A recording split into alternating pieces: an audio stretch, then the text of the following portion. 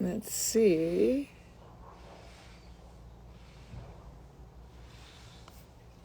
She shall be coming on. I see Ines, my girl. There we go.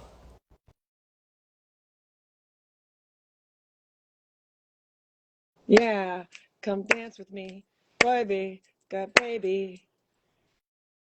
Amma, she is coming on. She's coming to you from the UK.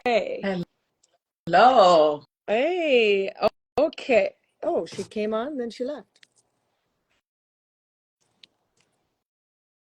Let's see. Try her on again.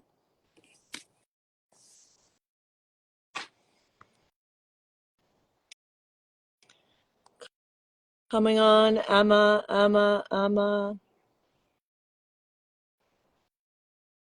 There we go. She should be coming on now. Okay.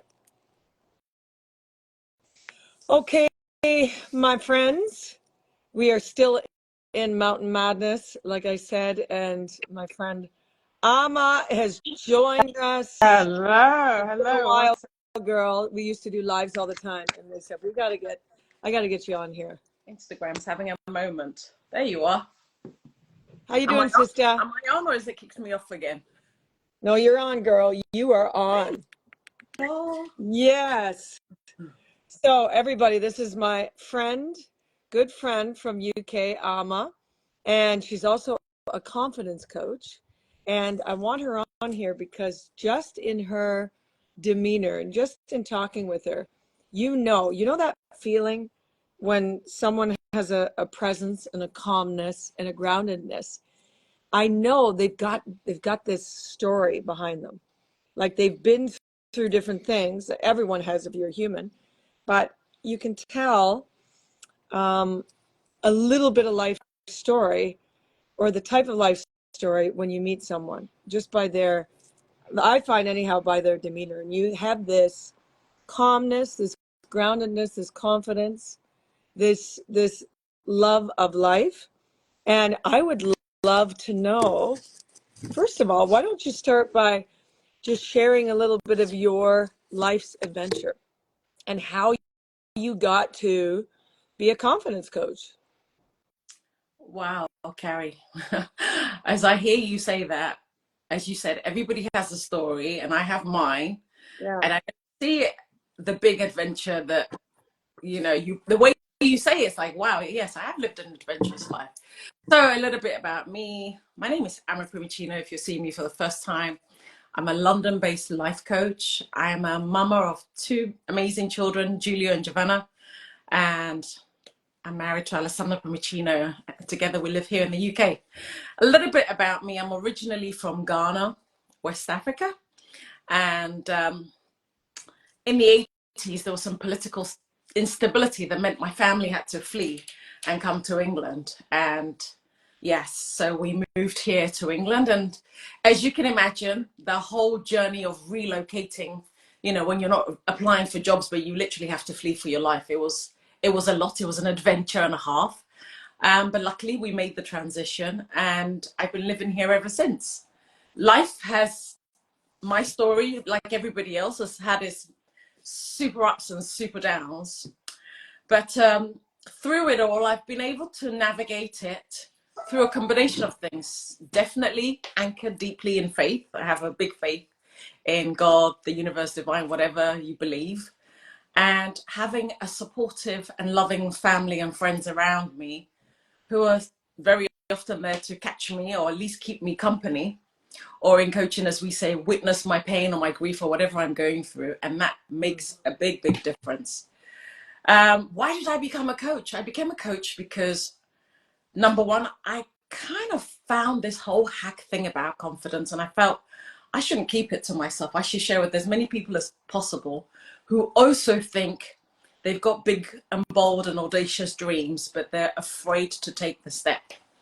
And I'm a big champion and a cheerleader for everybody's dreams. I've supported all my friends and family when they have a dream, a goal, an outcome that they want to put out into the world. And it's what lights me up, Carrie. So during COVID, I had the opportunity to make that transition, take a life coaching course, and make this my full-time purpose, passion, mission to I'm support with others you, to girl. unleash their greatness and go for their dreams. Beautiful. And I'm glad you did, because that's how we met. That's how we met. I mean, we met in another course, but Same course yeah, chapter. yeah. And there's so much that links just in my mountain madness about adventure, and the fundamentals that I focused on the past 2 weeks were four different things. There's curiosity, and then there's this resiliency, playful resiliency, the bold intention, and freedom to fail. These things, which all involve, stepping out from a different perspective, stepping into new things. That's the adventure.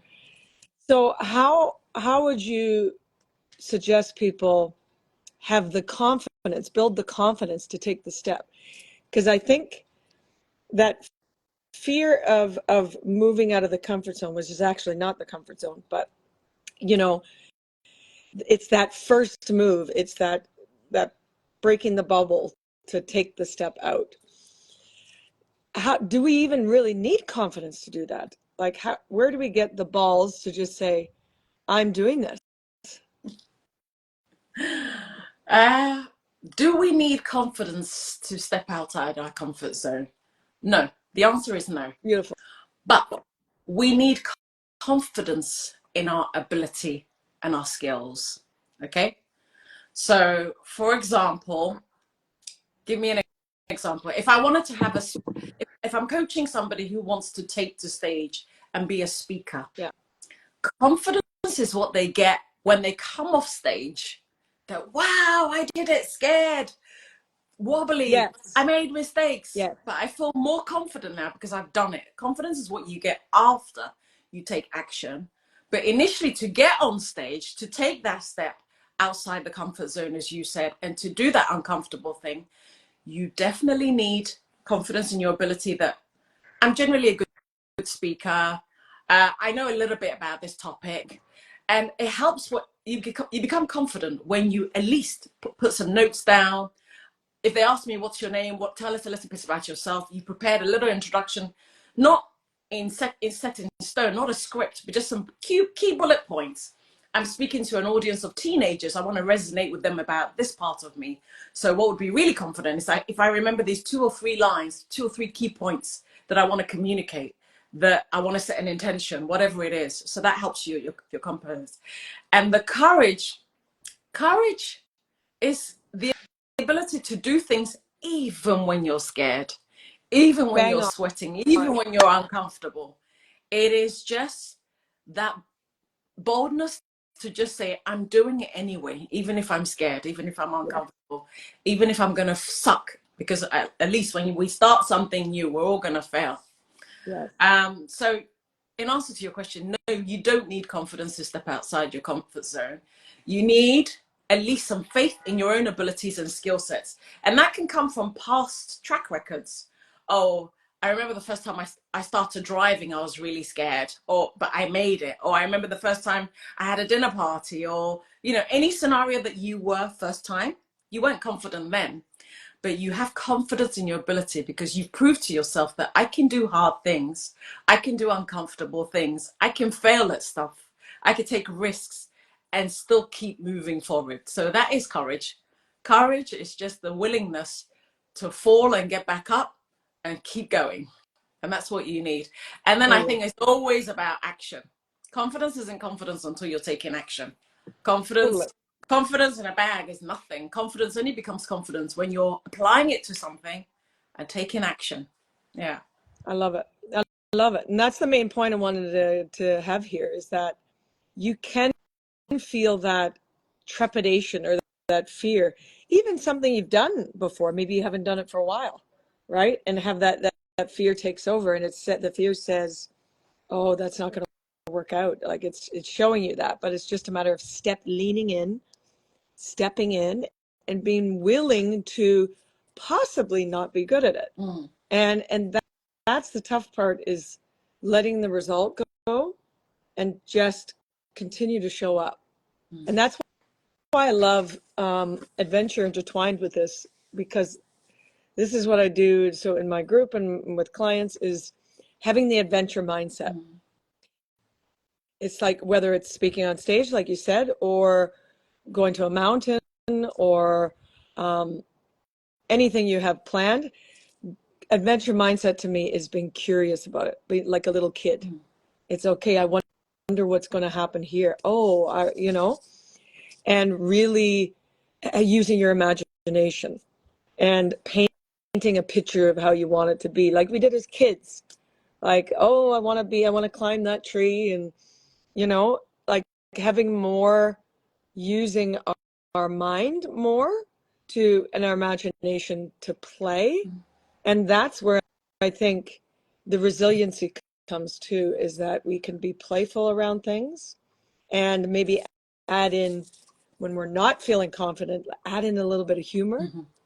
Because certain things that I'm maybe not feeling confident on, that are really worrying me, they're really, when I look at it, not big things in the scheme of life. And so that's where I get to change the script, change it to adding a little bit of humor in it, or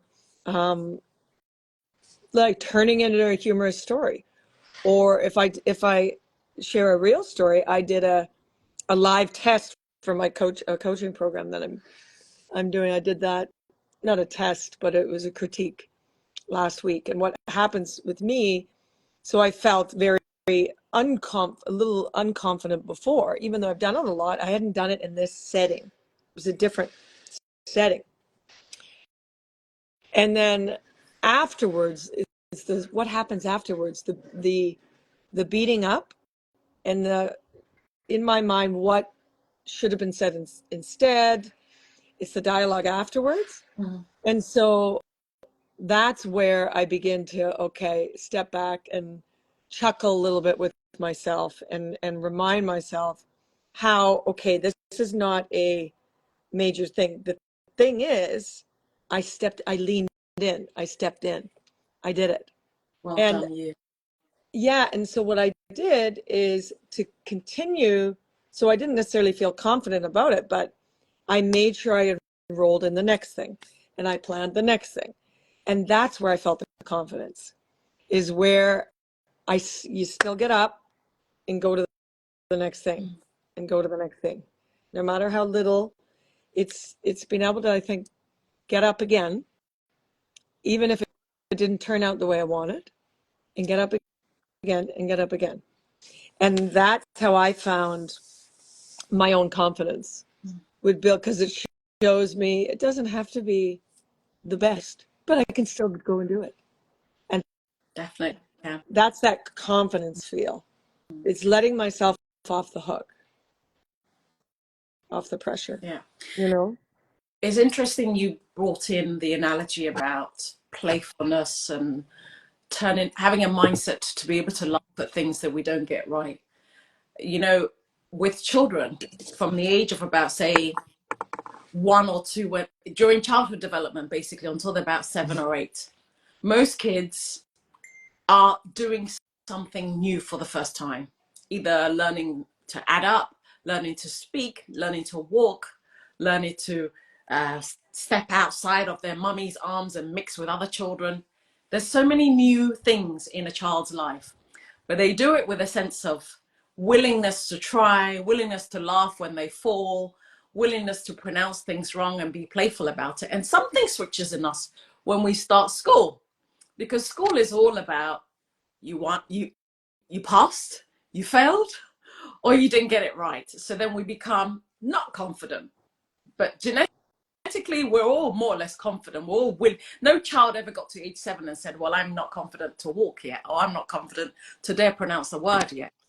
We're all naturally confident, but there's something about when we start feeling our way in the world, and all this test, like you were talking about, you being assessed, so you felt a little bit unconfident, it comes in it. But what I've learned to do now is to strip away any self-judgment or judgment that I think other people are judging me, or whatever narrative is going on in my head, and make it about showing up. Can we show up in the way that kids continues to show up and play and fall and hurt themselves and laugh and come back and just go through it? Can we go back to the age where we're all innocent? Because there's no question about your confidence until you're trying something new. You're not going to question, am I confident at being a yoga instructor? Of course you are. You do it all the time. You've been doing it for 20 years. You've got 20 years track record. Somebody can wake you up 3 o'clock in the morning and go, by the way, you got to do a class today. But if you were sitting in an aircraft, the pilot, something's happened to him and they made an announcement on the PA. We're looking for a confident yoga instructor to come and fly the plane. You might not put your hand up because you're not confident at that thing yet. But if they gave you the ability to say, it doesn't matter, we just need somebody to show up and sit here, the autopilot's already doing it. Yeah. If you take away anything about, am I going to be good? Am I going to be bad? Am I going to be just? And it's just about showing up. We have no problems. So in its simplest form, anybody watching, your confidence is only a question when you're starting something new. And if you're starting something new, don't make it about, am I winning or am I losing? Make it about, am I showing up? Yeah. And when you show up, of course, stuff is going to come up. Self-doubt, little chitty chatter, like what you're talking about, negative beliefs, all of that. Bring it home and reframe it, reanalyze it, reprogram it, tap into ways of speaking to yourself that would just rewire that neural pathway, because you've been doing something the same old way for a while, and to get something new, you've got to try something new. So you've got to maybe start some affirmation, journaling, have a plan. Confidence comes, as I said, from just knowing that everybody starts at level 0. And at level 0, Carrie, there's no point in softness on it. But we don't want to start at level 0. No, you have Come to. on. You cannot go from 100. You have to start at 0. And 0 is fun. It's playful. Oh my God. Yeah, How awful I was, how scared I was, how sweaty I was. You too can, when you push past that, the cool thing about it is that even from level 2, you don't even have to be that many chapters ahead of it, the next person. You're able to support another person that is at 0 going, I could never do that. I'm never going to do that. And the worst thing is, look, whatever is happening is risky. If you stay the same, is risky. Risky of, you know, being upset yourself, being resentful, not growing, you know, reclining, not reaching to your potential. Or what the heck, I take a risk. I'm going to feel a bit uncomfortable stepping outside my comfort zone, but damn, who am I going to become if I stick with it? You know, who will I meet? Look at all the nice people you get to meet by stepping outside your comfort zone. And also, if you have a burning desire, a goal, a dream, something that you have to do, the point is also, Carrie, when you stop thinking about yourself, like if you're in your, they say when you're in your head, you're dead, right? And you drop into your heart and you think, right, I care more about being a champion of helping other people achieve their dreams than I care about me not being confident on screen. I don't like this part of my job. I'm not going to lie to you. I'm so good at loving on people, supporting them and getting the outcomes that they need. But it requires me to do parts that I say I don't like it because I'm also not 100% confident in this domain. But it's part of my growing. And I'm way better now than 2 years ago when I started. So I'm telling you that I've also gone through it. Level 0 was tough, but at this level, you inspire somebody else to see, you know, and sometimes people need to see someone a little bit closer to them, you know. The Tony Robbins and the Dean Graziosis are too far out there. Can I really be like them? But somebody needs to see what it looks like when you've started something. You're not at mastery level yet, but you're pretty good and they can reach out and reach to your level. So, Carrie, I think we're all going through the ups and downs of life. We're all having our adventures, but the biggest adventure is the inner space, you know, going inwards and fire. Practicing it every day. And there are going to be times, because I love how you said coming from the heart and making it about them, not about us. But sometimes, and I'm bringing this up because this has happened for me, if I'm in a situation where I feel I'm in my head and not in my heart, that's also okay. You know, that, oh, there I'm in my head again. I can't operate. I can't do it as well if I'm in my head. You know, you can still, I believe, and I've learned, even if we're a little dysregulated or in our head, we can still help others. We don't have to be this perfect perfection of grounded, clear, that's what our intention every day, especially as coaches, to serve another.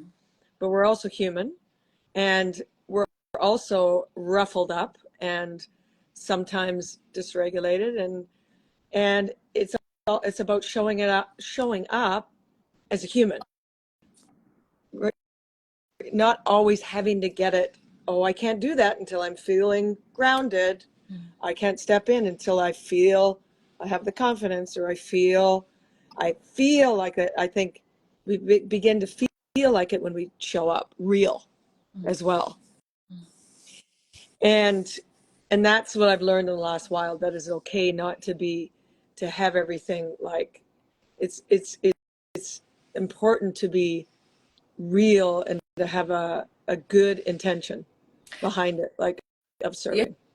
Yesterday I posted something on my stories about sometimes most of the time actually, you have to start before you're ready.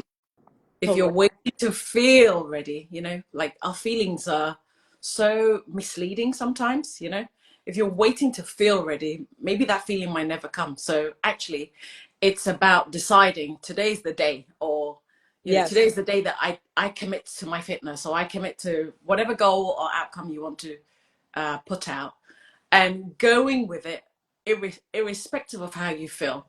And I think there's something really magical that happens in momentum as well. Before you feel like it, if you step outside the comfort zone and get in motion and get in movement, emotions is movement. So once you're moving, you also shift the emotion of I didn't feel like it to this isn't as bad as I thought it was going to be. Yeah. Or I'm doing it. There's some kind of endorphins that releases from I'm a friggin' badass. Watch me go, even when I don't feel like it. Totally. It's like, and I'll give you that example. If you're, in the beginning when we hadn't done very many lives, like this was in 2020, I had done some live videos, but nothing on a deeper level, nothing sharing on a deeper level. And the first time I did that, I was terrified. So I have another coach saying, okay, here's the day. And that the nervousness about doing that just is making you not press it because it doesn't feel ready what's coming out. So we've talked about this before. You just have to press it. And what were you sharing? What were you sharing on that? I was just sharing my story about everything, OCD, my eating disorder, and all that that I'd never shared publicly. And this was 2019 or 2020 something. About on that level, I'd shared lots of other stuff, mountain stuff, but on a deeper story level. And so I just pressed play, and I didn't know it was going to come out of my mouth. And then once you start rolling, then it goes. Then it gets exciting. Then I didn't shut up for 25 minutes. And so that's the same thing. And I think that's with everybody. Were you still nervous, or you were fine? No, then it just goes normal. But that's the thing, is we just have to start and trust. And yeah, you don't always in situations have to know what to say. You just, here's a good rhyme. You don't always have to know what to say. You just have to press play. You have to be willing to just go in the fire, and then that nervousness or anxiety about it will turn to excitement, because after that I couldn't keep off the dang thing. But yeah, so we just have to be willing to play. And I just wanted to, sorry, you go ahead, and then I have one more thing I wanted to add. I wanted to ask you, because this is such a big deal for so many people that we serve in our community. So many people are wanting to start podcasts, YouTube channels, write a newsletter. There's a shift from people working for companies to starting their own business, but they feel they don't have the confidence to do all this social media and showing up stuff. And I love what you just shared about, It's just about showing up and pressing play. After how many sessions did it start to feel okay for you? Oh, I would do like 30 days of lives and stuff like that to dive into it because I love big challenges like that. So that would just made it fine. That just made it easier. And then there's always another challenge. Okay, can you do it in 1 minute? Can you do it in instead of 15? Can you do it in 1 minute? So then there's always so many ways to grow, right? And build the confidence in different areas. But I think at that part it shifts pretty quickly because you have to just be willing to go in and see, okay, you didn't die. And it's the same thing when people sign up to come on my mountain tours. Most people come beforehand if they haven't been there. They're terrified. They're terrified there might be the last one, or can I actually do it? Especially if they're coming from flat land and not from mountains, because it's the unknown. They don't know. And here I am on the other end. I 100% know they can't. It's like they get to borrow my confidence about it. Just talk, because I know they're going to get up there. I know it. Even though they haven't been here yet, it's just from the experience and just knowing people usually have some trepidation before. Yeah. And that'll change if they're open and they decide to lean in, step in, train a bit, prepare, then that builds the confidence because they're saying to their body, okay, let's get ready. I'm serious about this thing. And then they come here and that, they have the confidence that, that does look scary, but I can probably get up here with this group of people and everybody else saying, yes, you can. So you can also borrow the confidence from other people as well. Always. Totally. Yeah, I agree with that. If you don't feel it. Yeah. Wonderful, darling. Rosie's put a comment in the chat. She said, take action despite of the outcome and trust that everything is working out in your favor. So good. So true.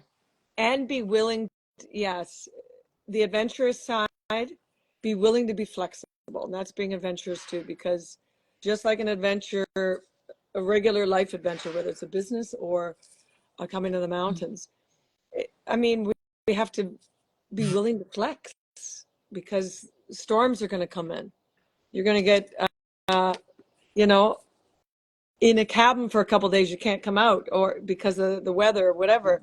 You have to be willing to flex and adjust and bounce back and see things in a different way and not be hanging on to the thing, right? And that brings a lot. That brings a lot of space and playfulness in life.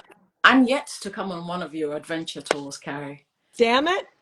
There's one. But I love the spot analogies left. that you always drop, okay? And for people who don't know you or Yeah. watching you for the first time, what's your favorite analogy of the discipline, the training, everything you said, the preparation involved in taking somebody up a mountain and bringing them back? What does that do for their life once they come back? Because we're talking about, like Rosie put, trusting that everything is going to be working out in your favor. So what I'm asking is, what is the transferable discipline that once somebody makes the summit and comes back, what are the summits in their life, the lessons that they can take out in their life? It's the best metaphor for life. Like we hear this a lot, but mountain is the best metaphor, right? And so what I think most people take back is, enjoy the journey. The best part was the journey. The peak was amazing. Being at the summit was amazing, but it's all the things that happen along the way. The conversations in the mountain huts, the conversations with someone they hadn't met before on the trail, how quickly they become friends, meeting Uncle Gunter 2 doors down and drinking his schnapps. So they take back with them a whole boatload or pocket full of experiences, of memories, and that sense of pride. I did Mm-hmm. it. And just that confidence, I can do hard things, Mm-hmm. right? And Yeah. I have a whole new family. So they come back, the way I describe it, rich. You feel so rich and abundant Mm-hmm. after these tours, after an adventure. And yeah, it's the confidence. They take back a confidence. And especially if they integrate what they learn on the mountains, they take back. I had a woman that wrote 2 books when she came back, Mm-hmm. and she sat in mountain huts and just wrote, and then turned it into 2 books when she came back. She kind of integrated it. She got messages, and these different messages from that's what one of the books is called, Messages from the Mountains. And she was able to bring that out, right? Whether for her or for other people. So she put it to the test after she came back and she did something. And so when people learn things and discover things they didn't know about themselves, and like these ahas, and so when they get home, it's about integrating that, like move forward into it, and don't just learn it and come home and go back into your thing. It's like, okay, I discovered this. How can I move forward with this? And that's again, that's the things we talk about on the tours. We talk about in coaching as well. Is yeah, I got this thing, I discovered this, and then, but how do I play that out in my life? That's a different thing. I love that. I definitely will put my name down on a tour coming soon. Yeah, As you were honey. just going through that, Carrie, it sounds like your tours and adventures are a beautiful analogy for life and coaching. It kind of Yeah, goes through the pre climb preparation that goes involved, and obviously training to get the mind, body, soul in the right space to be able to do it and address all the self-doubt and everything that will come up along the yeah, journey. Also, I love that you said, people come back and write books and put out other creative stuff into the world because of what they've gone yeah. through. So it's always about, like Rosie put, taking action, trusting that everything is working out in your favor, and who you're becoming, Carrie. So, as a guide, as a coach, as a Or, leader, as a or sorry, oh, what you're unlearning. okay, and what you're unlearning. Yeah, yeah, But I it's who you're really want to becoming, but dive it's into who you are becoming, Carrie, because you lead people, you borrow your faith you lend faith to others, right, so that they can believe in themselves. Who have you become after climbing so many mountains up and down and taking others with you? I think it's more of a revealing than it is becoming. It's revealing who's always there, Mm, right? that's so. Becoming, I think it's the best way for me to describe it is coming home. More at home in me, Mm, in more of who I really am. So the things that I've learned and built up over the years, eventually letting those go mm, more and more. So it reveals, when people come to the mountains, it reveals, it cuts through everything. It reveals who you are. You don't have your day-to-day distractions, and you're there in the raw. So that's what it's done for me too. It's my therapist. It's my coach. It's my church. It's my training ground. It's my playground. It's so many things. yeah. My coffee shop. Yeah. Literally. Anyhow, sister, this Anyway, is, we can see the reflections of the mountains in your window behind you. So she's not kidding. She's actually oh, over you can the see the mountain. actual right here. Yeah, my God. Wow. Yeah, sister. But this Thank has you. been a juicy conversation Thank on you. staying adventurous, being confident, leaning in, diving in, staying playful with your life. I think it's the only way we can move through it, because we know there's going to be the ups and downs, just like mountains, peaks, and valleys. And it's just how we can flex and bend with it, right? Yay. Thank you. Thank you, sister. Thank you for coming on, my beautiful friend. And you have to set a date when you come to visit. I will do. I will do. If you publicize it, we'll go on your stories. Guys, we should do it together. I will do. I have to climb a real summit. I've climbed so many virtual summits in my mind. I need to do it for real. Now you get me an idea in my mind now. Now. Yay. See? We'll take commission because it was created here together. Well, thanks, Carrie. I've got to jump off. Okay, sister. Lovely to see you. Thank you, everybody who was here. Bye, everybody. Thank you. All right, see you. Bye. Bye.